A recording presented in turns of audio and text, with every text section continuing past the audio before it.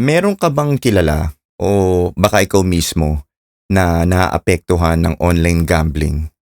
Ano sa tingin mo? Maganda bang naidudulot ng online gambling sa mga tao o mas marami pa rin bang masamang epekto? Hanggang ngayon, nagtataka pa rin ako kung bakit yung unang-unang video ko sa channel ko na 'to ay yung may pinakamaraming view sa lahat ng video ko. Tungkol yun sa dahilan kung bakit ako tumataya ng loto. At doon sinabi ko na kahit alam ko naman na napakaliit ng tsansa na manalo ako sa loto ay paminsan-minsan, 'pag napapadaan ako doon sa loto outlet na malapit sa amin, tumataya pa din ako ng pa 20-20 or minsan hanggang 60 pesos. Kasi kahit papaano nai-excite ako 'pag nai-imagine ko yung idea na paano kung manalo ako, 'di ba? Yung kahit sobrang napakaliit na posibilidad, nandun pa din yung tsansa na yun. Yung katiting na pag-asa na yun, parang sapat na para magbigay ng konting excitement sa buhay ko kahit papaano. At siguro kaya rin maraming nakarelate at nanood ng video ko na yon kasi ganun din siguro yung naiisip nila pagdating sa loto or sa sugal. O baka naman marami lang talagang sugarol dito sa Pilipinas, no? Ewan ko.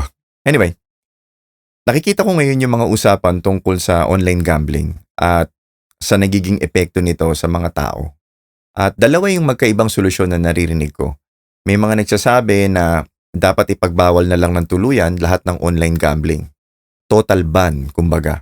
At yung iba naman, gusto lang higpitan para daw mas mahirap tumaya pero wag naman daw ipagbawal ng tuluyan. At pareho naman silang may point. Pero ito, share ko na lang sa inyo para maintindihan nyo kung bakit interesado ako sa topic na to. Ako kasi, lumaki ako sa bahay na may nagsusugal.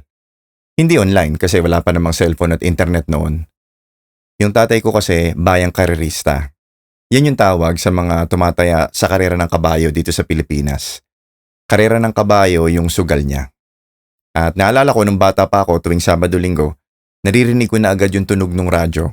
Yung malalaking two-way radio noon. Doon siya nakikipag-usap sa karerahan para tumaya. At doon ko din naririnig yung announcer na nagsasabi ng, "And they're off!" Mga ganon.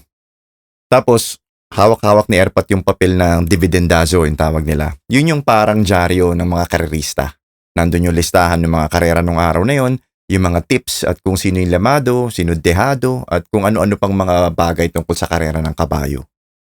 So yun nga, dati sa radyo lang siya tumataya.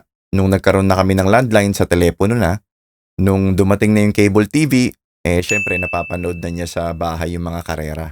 At kalaunan, nagsulputan na yung mga OTB na tinatawag nila or off-track betting centers na parang mga lotto outlet na